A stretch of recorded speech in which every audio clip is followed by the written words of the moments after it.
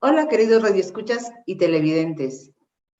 Queremos darles la bienvenida al programa número 17 de Radio TV Taína. Les saluda desde México su amiga Nancy Palacios. Les agradecemos sus comentarios en nuestras redes sociales. En Radio TV Taína tenemos como invitados a el licenciado en Derecho José Luis Fernández Pagán. Él es de Puerto Rico. Es miembro de la Comisión de Relaciones Exteriores del Partido Independentista puertorriqueño y corresponsal de Radio TV Taína en Puerto Rico. Nos da mucho gusto contar con su participación. Licenciado Fernández Pagán, ¿podría continuar con el tema sobre la lucha de represión yanqui en Puerto Rico? Un saludo a la audiencia de Radio TV Taína y Nancy, contestando a tu pregunta, antes de entrar en detalle al área de las bases militares que se establecieron en Puerto Rico, quiero tocar sobre los efectos sociales que tuvo esa presencia militar de los Estados Unidos en Puerto Rico. En la actualidad, en algunos sectores se plantea que como casi no quedan instalaciones militares en Puerto Rico, por lo tanto la presencia militar es mínima. Y eso no es correcto. Pues a lo largo y lo ancho del país aún se mantiene una serie de instalaciones como la Guardia Nacional, la Reserva del Ejército, que son parte de las Fuerzas Armadas de los Estados Unidos y existen para velar los intereses locales y regionales del país. Es por ello que, sin temor a equivocarnos, la aplastante militarización que hemos experimentado desde 1898 produce una serie de profundos efectos sobre nuestra población y nuestra sociedad. Después de todo, existe una comunidad militar de cerca de 100,000 personas aquí en Puerto Rico, que incluye a los soldados activos, las reservistas, los guardias nacionales, los que están inscritos en el ROTC y los veteranos. La mayor parte de la población siente un alto grado de seguridad en asuntos militares, pues el país se ha acostumbrado a que algunos miembros de la familia se enlisten en las Fuerzas Armadas, en la Guardia Nacional o en la Reserva. Eso causado por la cuestión de desempleo, por la cuestión de algunas ayudas que te dan en las universidades. Y son estudiantes que salen de escuelas superiores y quieren ir directamente a buscar un empleo y buscan esos beneficios. Además, muchos veteranos, una vez que salen del servicio activo, reciben una serie de beneficios, tales como servicios médicos hospitalarios, pensiones, derecho a comprar en las tiendas militares, algunas exenciones contributivas y un cementerio. En general se sienten orgullosos de haber servido en las Fuerzas Armadas de Estados Unidos, aun cuando hayan sido mal heridos y hasta incapacitados física o mentalmente en las guerras que han participado. Como desde la ocupación algunas carreteras fueron construidas, ampliadas y mejoradas a través de programas militares, particularmente durante la Segunda Guerra Mundial, mucha gente identifica que las vías anchas y en mejores condiciones son como carreteras militares, aun cuando no lo son. Esta característica fortalece y se fortalece por el hecho de que el cuerpo de ingenieros del ejército de los Estados Unidos tiene jurisdicción y control reglamentario sobre las mismas y sobre una serie de otros asuntos vitales, tales como las costas, las playas, las corrientes de agua, la construcción de carreteras, de embalses, de represas y de los pozos de agua, agua dulce en Puerto Rico. Y eso es una de las cosas que estamos hoy día combatiendo en la lucha del pueblo para el rescate de las playas que son del pueblo. Pero hay que también atajar no solamente la parte que es de la Junta de Gobierno aquí local, sino también la federal. Y todo ello es cierto porque Puerto Rico sigue siendo un país ocupado, una colonia. Ok, vamos entonces a hablar sobre la base militar de Ramey, que está localizada en Aguadilla. A mediados de la década de los 30, 1930, Las autoridades militares de Estados Unidos reconocieron que en Puerto Rico se necesitaba una base de los cuerpos aéreos del ejército para contar con una mejor defensa para el canal de Panamá. Acuérdense, el canal de Panamá. Se escogió la región de Punta Borinquen, que está en el municipio de Aguadilla. Y de esa área, esa región, se expropiaron 3.796 acres de terreno, que eran terreno productivo de una zona cañera, así como también expropiaron propiedades de cientos de agricultores que allí vivían. La expropiaron y no les pagaron un centavo a esa gente.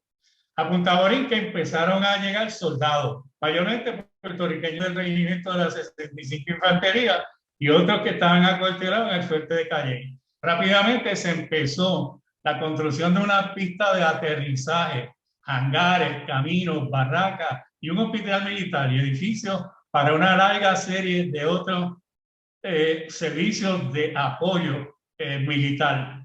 Aunque durante la Segunda Guerra Mundial varios escuadrones de bombardeo fueron estacionados en este campo militar, la misión principal de la base RIMI fue la de la pista de aterrizaje, una estación de reabastecimiento de combustible y un puesto de servicio para los aviones que transitaban desde los Estados Unidos, o sea, que venían de Estados Unidos. Y desde ahí en la base RIMI en Aguadilla, volaban naves a la isla de Trinidad, Brasil, cruzaban el Atlántico hasta África, por lo que estas aeronaves se podían desplazar por los escenarios de guerra en Europa o en África. Acuérdense, para la Segunda Guerra Mundial. Y como vemos, esta fue una función vital en los esfuerzos de guerra de Estados Unidos, así como ser un lugar de entrenamiento para fuego de artillería costera. En el 1949, el campamento se bautizó como la base RIMI de la Fuerza Aérea.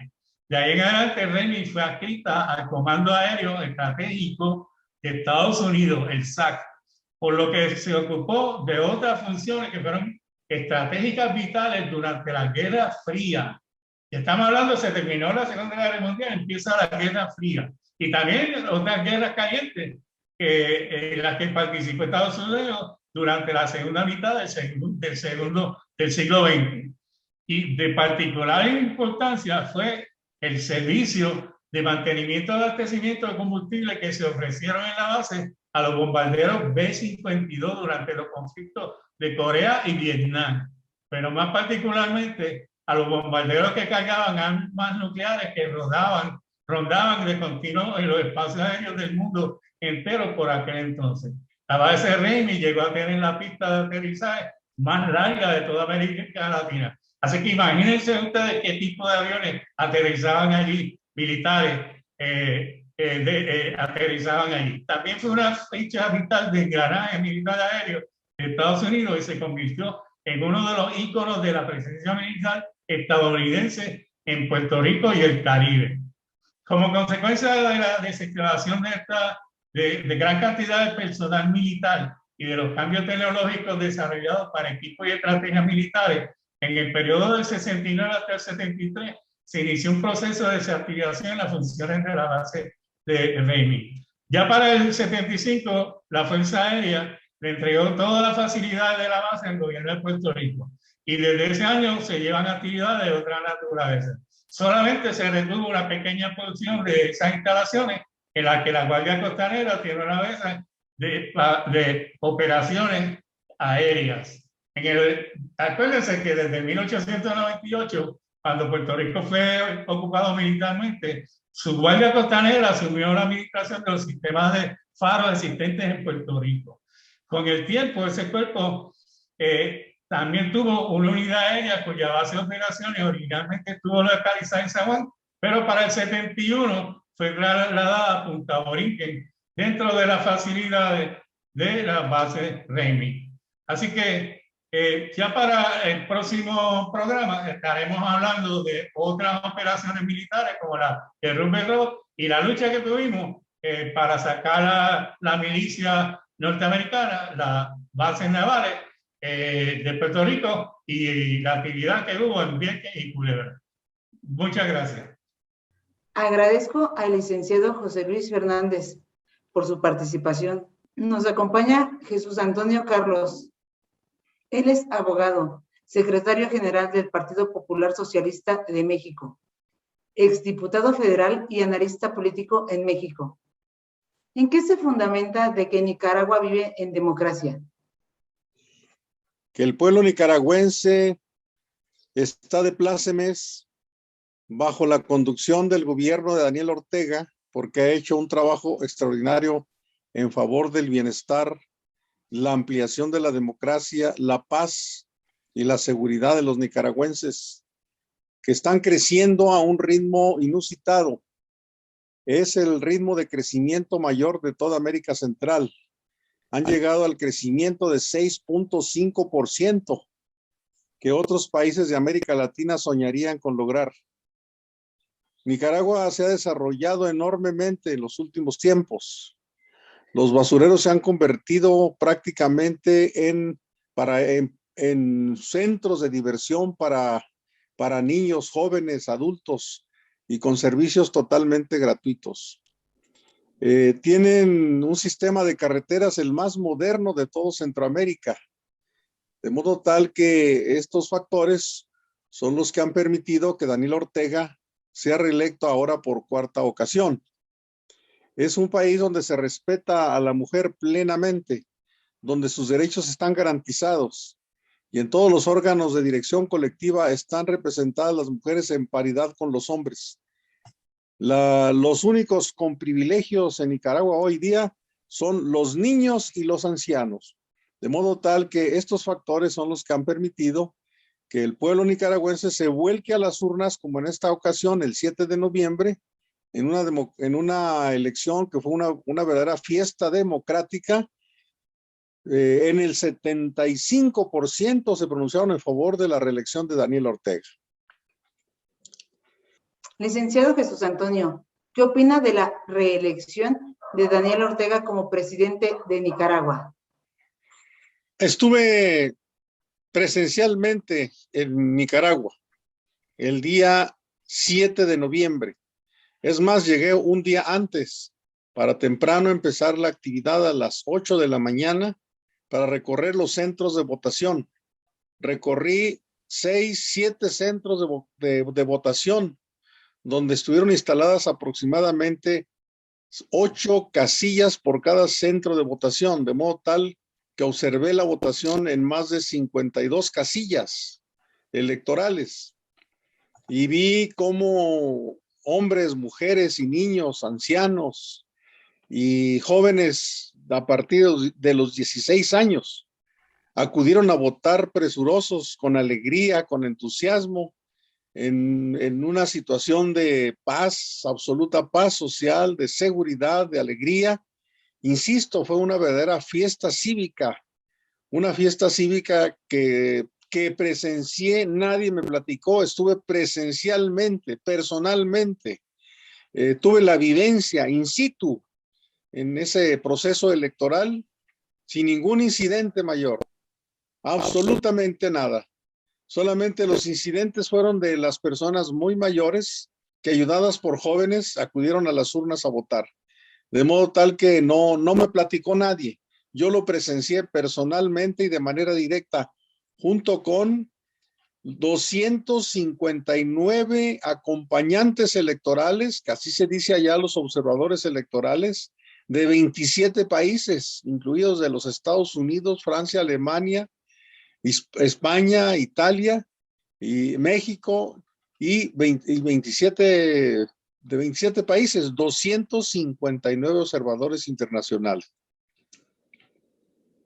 Licenciado Jesús Antonio, ¿qué opina del encarcelamiento de los opositores políticos en Nicaragua? Bueno, por supuesto, yo fui en representación del Partido Popular Socialista y observé paso a paso desde la integración de casillas, el establecimiento de los procedimientos adecuados para informar al ciudadano, facilitarle su acceso a las casillas y votar. Ahora, sí debo decir que hay presos, pero no son presos políticos, son políticos presos, delincuentes que participaron en un intento de golpe de Estado en el año de 2018, que costó más de 340 vidas de nicaragüenses, 40 de los cuales fueron policías que fueron asesinados por las hordas pagadas por el extranjero para crear un ambiente de zozobra e intentar un golpe de Estado que por fortuna fue frustrado.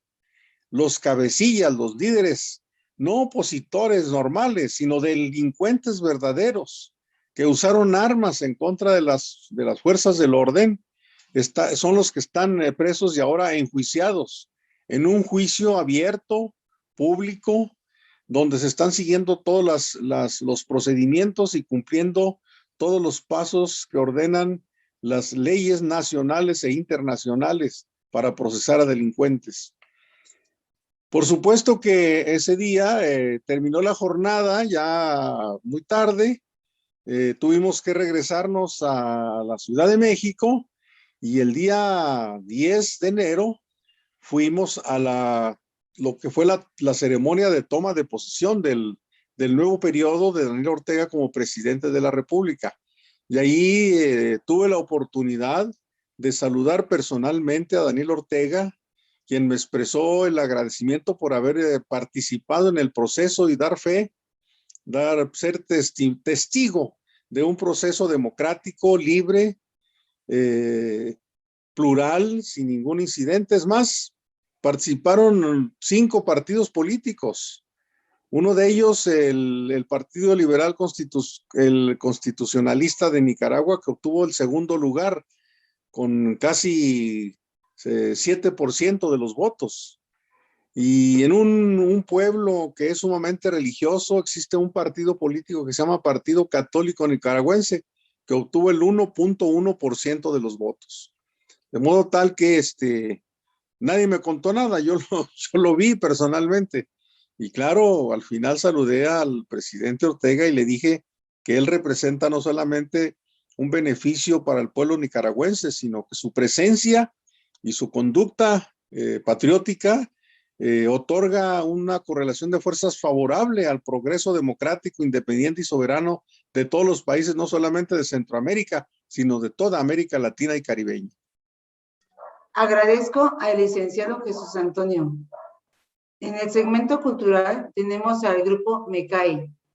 Es un grupo de rock mexicano con propuesta social entrevistado por Enrique Caruqui.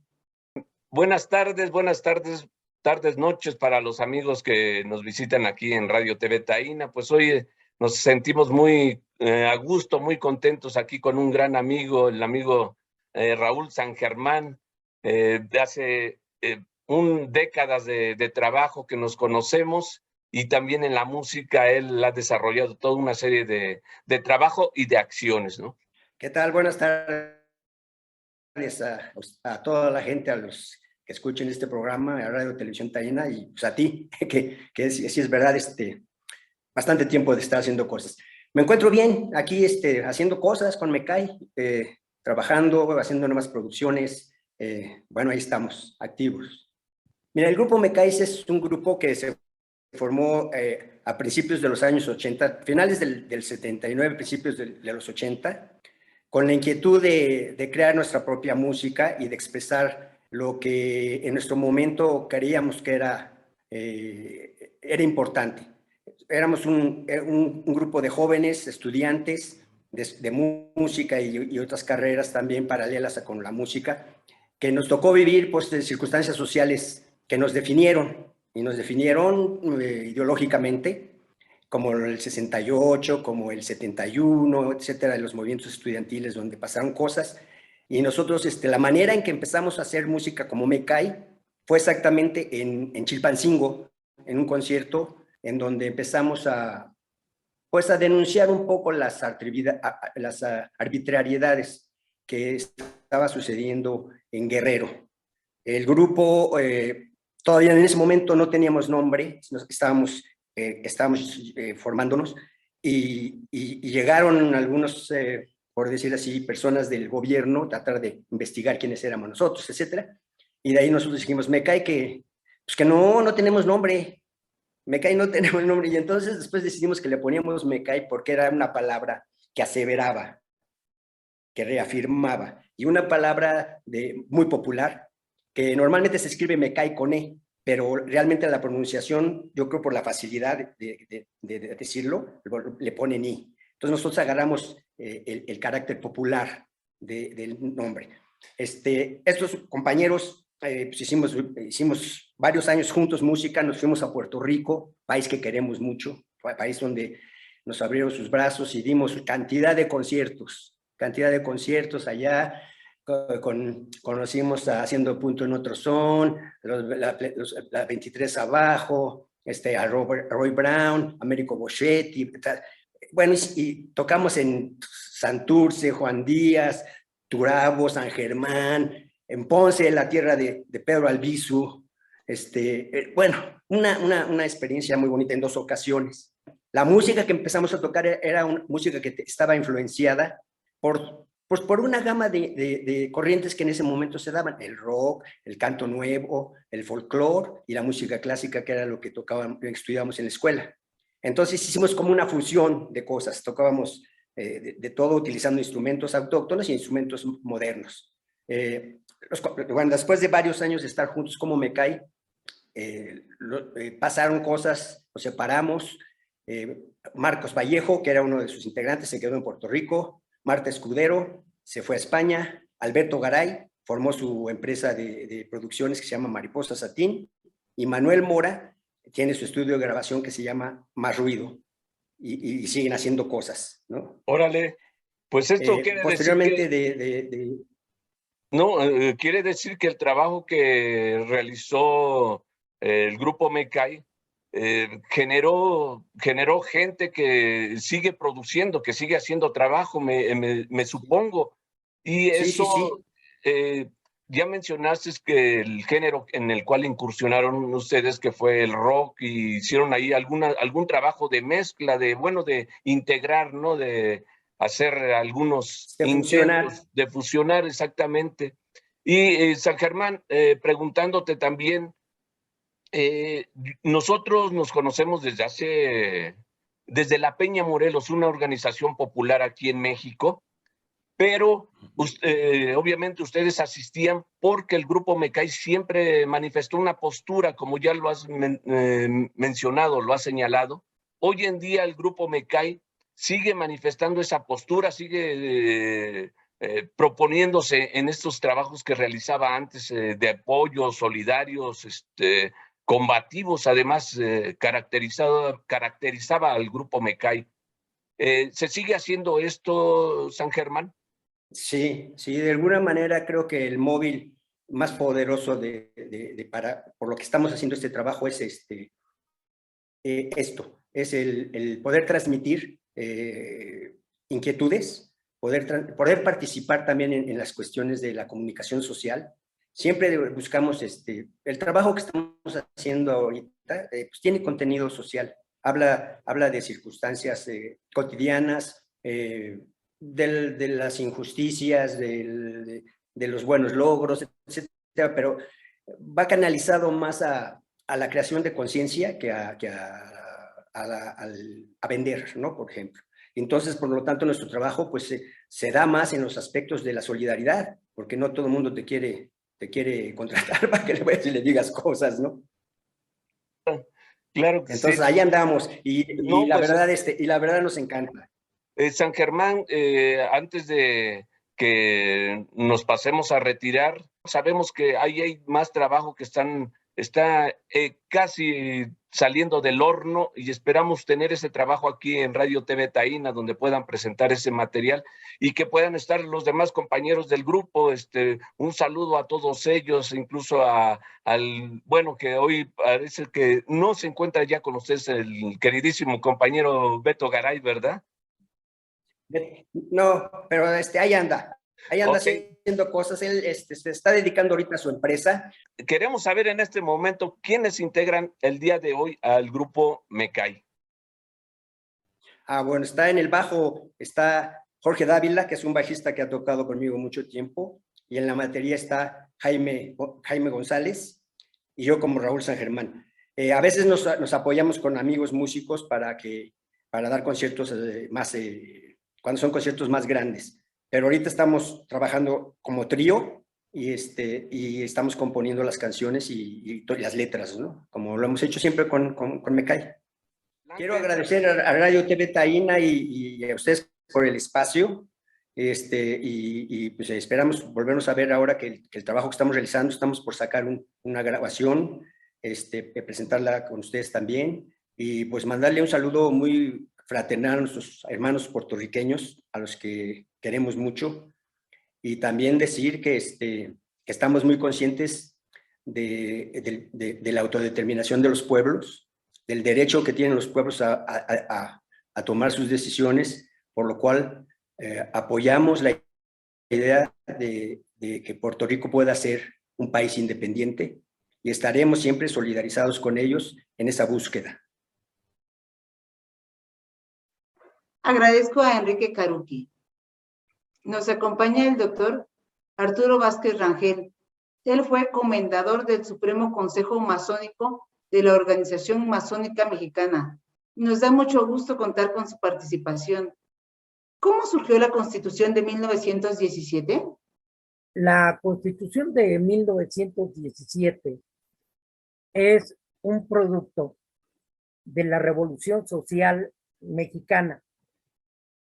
Debemos aclarar que la Revolución Social de México no es una revolución socialista. Es decir, no es una revolución que pretenda la sustitución del régimen capitalista por un régimen socialista, pero sí es producto del movimiento social revolucionario del pueblo de México. Es decir, en esta Constitución se plasman todos los anhelos de los grupos revolucionarios mexicanos. Es, sin duda alguna, también un producto de las luchas anteriores del pueblo de México. La trascendencia, la importancia de la revolución de la Constitución de 1917 radica precisamente en que recoge los dos movimientos anteriores, el de la independencia, dejando sentado desde el principio cuál es el carácter en donde radica la soberanía de nuestra nación, y establece con toda precisión que la soberanía reside original y esencialmente en el pueblo, y que el pueblo tiene en todo tiempo el inalienable derecho de cambiar su régimen político, su régimen social. Ahí se recoge el principio de la soberanía nacional por parte obtenida a través de la lucha de la independencia. Pero también recoge todos los elementos fundamentales de la reforma de medio siglo, del siglo XIX. Es decir, la separación definitiva y la primacía del Estado sobre las iglesias. Esta parte de la reforma queda perfectamente plasmada en el artículo 3 de la Constitución, que establece la libertad de enseñanza, en el artículo 5 de la Constitución, que establece que el Estado no le otorga, no reconoce el voto, la irrenunciabilidad de los derechos que la Constitución concede, y por lo tanto no les da ninguna personalidad jurídica a las denominaciones, a las agrupaciones denominadas iglesias. Y aquí habla de iglesias, no solo de la Iglesia Católica, que era la predominante. También en el artículo 24 de la Constitución se recoge la libertad de creencia, Es decir, mucho más allá de la libertad de conciencia, recoge y establece que el individuo tiene el derecho de practicar cualquier credo religioso, pero también el derecho de no practicar ninguno. Adicionalmente, y para consolidar la primacía del Estado, establece que no se autorizan las manifestaciones de acto público, que para llevar a cabo una de estas acciones se requiere la autorización de la autoridad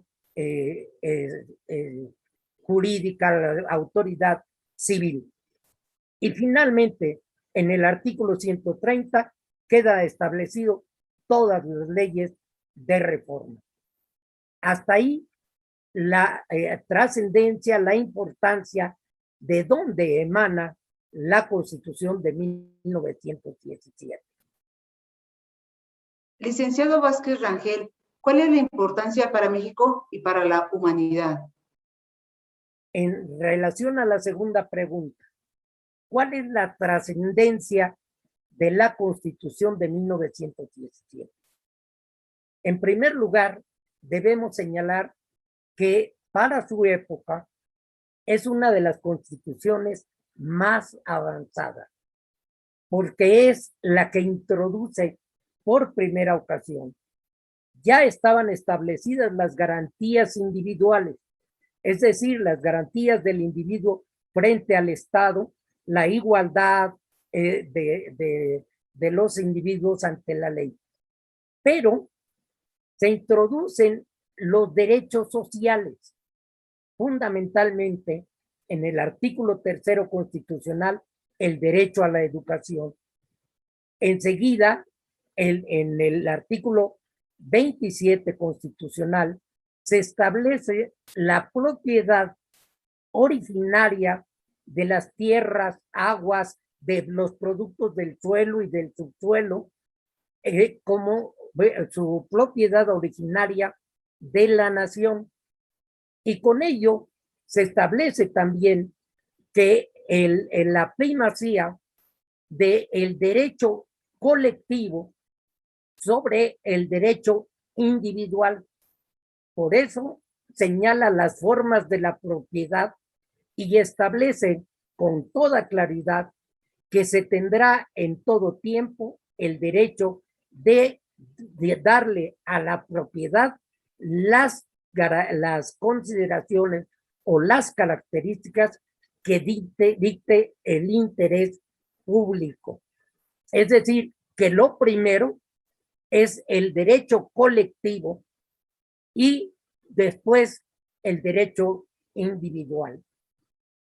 También establece el artículo 27 los principios de la distribución de la tierra, el establecimiento de la propiedad social, de la propiedad colectiva, de la propiedad individual e insisto, a esta última, dándole las características que dicte el interés público. Y el derecho a las expropiaciones también con base en el interés público. Es decir, la propiedad individual siempre está sujeta al interés colectivo.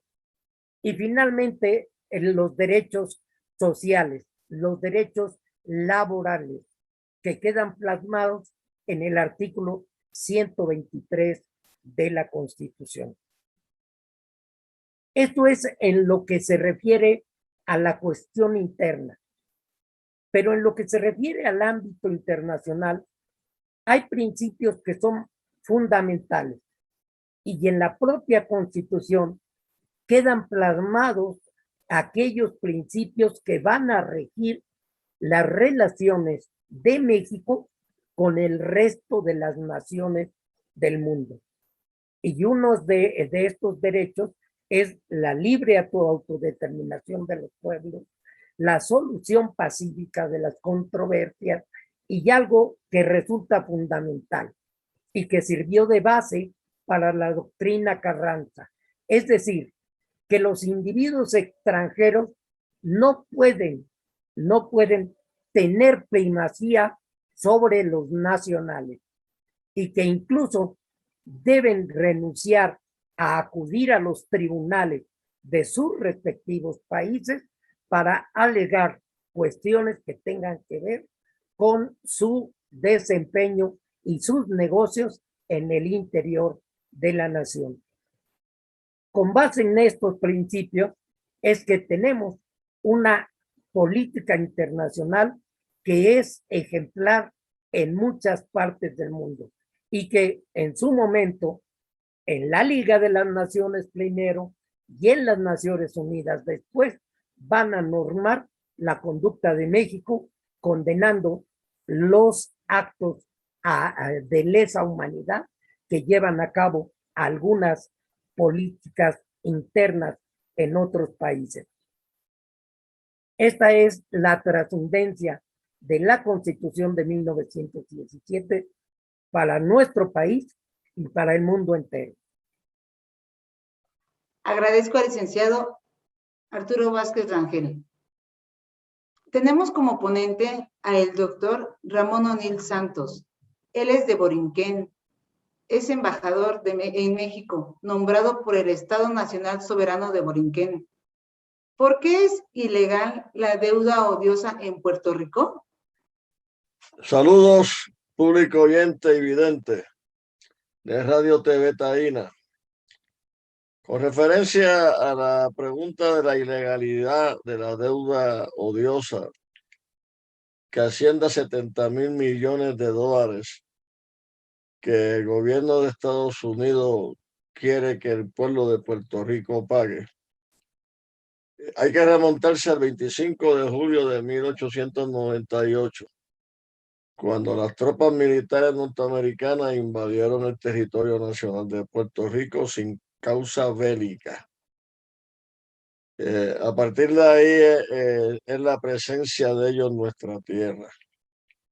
Y también hay que remontarse al Tratado de Paz del 10 de diciembre del mismo año, en donde España, mediante ese tratado, le cede a Puerto Rico a Estados Unidos, y dentro de ese mismo tratado se establece que los derechos futuros de los puertorriqueños recaerán en el Congreso norteamericano. Tratado que en ningún momento intervino Puerto Rico o los puertorriqueños, y tratado que tumbó, derrocó, acabó con un gobierno civil mucho, pero mucho más adelantado y de más alcance que el actual conocido como el Estado Libre Asociado de Puerto Rico. Por unas 4 décadas, Puerto Rico fue gobernado por leyes norteamericanas y por gobernadores nombrados por los presidentes norteamericanos. Ya en la década del 50, terminada la Segunda Guerra Mundial y en un proceso de descolonización, trataron de engañar a la humanidad, o la engañaron, con la creación del Estado Libre Asociado de Puerto Rico. Hay que decir que los nacionalistas independentistas puertorriqueños no participaron en ese plebiscito ni en la confección de esa constitución, porque siempre dijeron que atentaba al derecho internacional y que era una burla de autodeterminación. ¿Por qué? Porque esa constitución surgió también en virtud a la ley 600 del Congreso norteamericano. No fue un acto de autodeterminación, como quisieron dar a entender. Y funcionó el Estado Libre Asociado por décadas, mientras tuvo en gran medida una excepción contributiva en la ley federal norteamericana, donde sus empresas que se instalaran en Puerto Rico no pagaban contribución sobre sus ganancias. Pero llegó un momento en que el expresidente Clinton quita esa excepción para Puerto Rico y esas fábricas, esas empresas, emigraron para otros lugares donde les convenía invertir su capital. Y ahí comenzó la crisis, porque la economía puertorriqueña no producía para cubrir los gastos. Se empezaron a emitir bonos, tanto el gobierno del Estado Libre Asociado de Puerto Rico como sus agencias públicas, por ejemplo, energía eléctrica. Ese era para capitalizar, pero quizás la industria y el comercio terminó siendo para pagar los intereses de préstamos. Y así fue que creciendo la deuda 70. Los gobiernos del Estado Libre Asociado de Puerto Rico, o sea, los partidos que estuvieron, se alternaban en ese gobierno, optaron por emitir bonos del propio Estado Libre Asociado de Puerto Rico y de sus agencias públicas para capitalizar la industria, capitalizar la economía. Pero eso terminó siendo para pagar intereses de préstamos anteriores.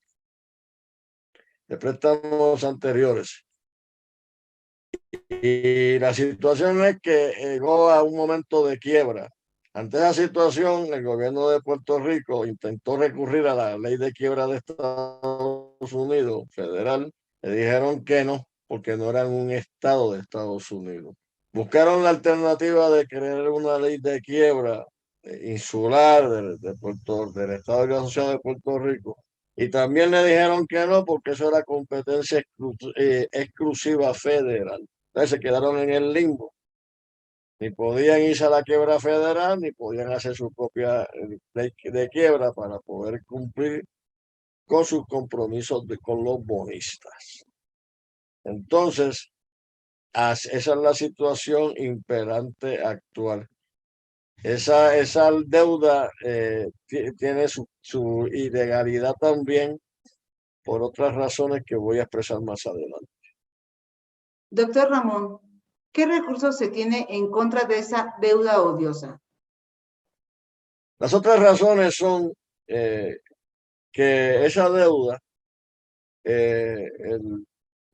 hubo un caso, Pueblo de Puerto Rico versus Valle, que llegó hasta el Tribunal Supremo Federal Norteamericano.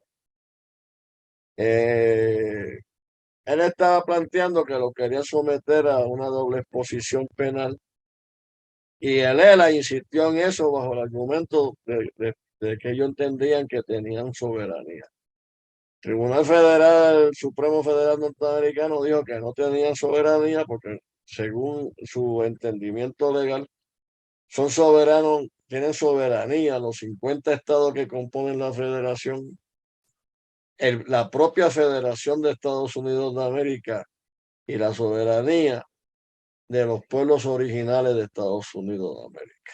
También aprovecharon y expresaron que nunca hubo una negociación o tratado entre el pueblo de Puerto Rico y el de Estados Unidos para crear el ELA, que eso había surgido por una ley del Congreso norteamericano, la número 600, y que era y es el Congreso de Estados Unidos quien detenta la soberanía de Puerto Rico. Básicamente destruyeron su propia criatura.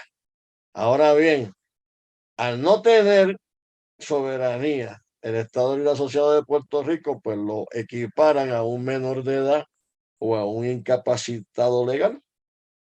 Entonces, cuando hay un menor de edad, quienes responden son los padres. Es como si fuera un tutor y un tutelado. El tutelado del Estado Libre Asociado y el tutor Estados Unidos.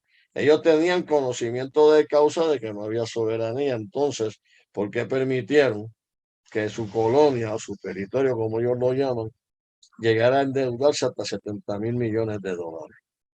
Entonces, quien le corresponde cubrir esa deuda es al tutor, al que detenta la soberanía, que es el gobierno de Estados Unidos de América.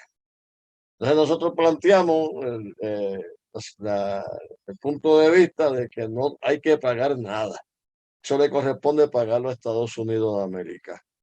Alternativas que hay, mecanismos que hay, entendemos o entiendo que se puede recurrir a un cese y desiste o a un injunction, en el cual uno le pide a un tribunal que le ordene a X entidad, en este caso al gobierno norteamericano, también al gobierno de la colonia del Estado Libre Asociado de Puerto Rico y también a la propia Junta de Cobro, la depredadora, nombrada por Barack Obama, en la cual hay 7 personas no electas por el pueblo de Puerto Rico, que tienen más poderes que la propia legislatura y el Ejecutivo Colonial de Puerto Rico.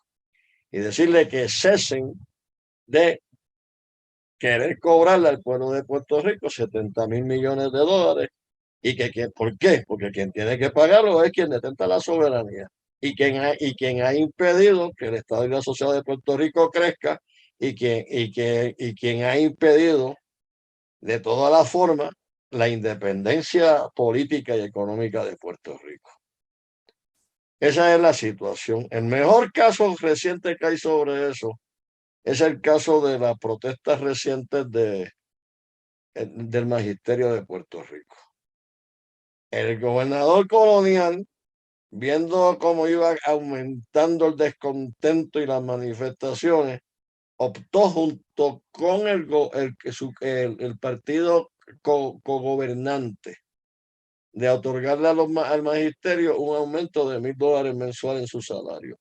Pero, y hay peros que son bien importantes, eso está condicionado a que la Junta de Cobro o la Junta de Control Fiscal, como la llamó Barack Obama, acepte eso. Es decir, ellos tienen la facultad, el poder de ir por encima de la legislatura de Puerto Rico y del gobernador colonial en términos de aprobar el presupuesto nacional o del Estado Libre Asociado de Puerto Rico, que no es lo mismo. Y también tienen la facultad de determinar cómo se va a distribuir eso. Por eso es que hemos visto que hay 500 escuelas cerradas y los intentos de atacar las jubilaciones del sector público, de los empleados públicos, y sus pensiones, y también es querer extender el periodo para jubilación. Cortar el presupuesto casi en un 60% en la Universidad de Puerto Rico y otras barbaridades más que quieren hacer para pagarle a los bonitas buitres de 70,000 millones de dólares. Entonces, quien tiene que pagar es quien tiene la soberanía, el que es mayor de edad en términos legales, que es el gobierno norteamericano y no el pueblo de Puerto Rico. Espero haber aclarado la situación y doy las gracias por haberme invitado nuevamente. Agradezco al doctor Ramón O'Neill por su participación. Agradezco en la producción técnica y edición a Freddy Vadillo. En la producción ejecutiva a Juan Antonio Papo Castillo Osmortem, a Lourdes García, a Rodrigo Lucena, a Enrique Caruqui, a Freddy Vadillo y a Ramón O'Neill. En el diseño gráfico a Anita Avilés. Esperamos sus comentarios. Escríbanos en nuestras redes sociales y también me gustaría invitarlos a comunicarse con nosotros a los siguientes números telefónicos. Que pasen un excelente día. Se despide de ustedes su amiga Nancy Palacios.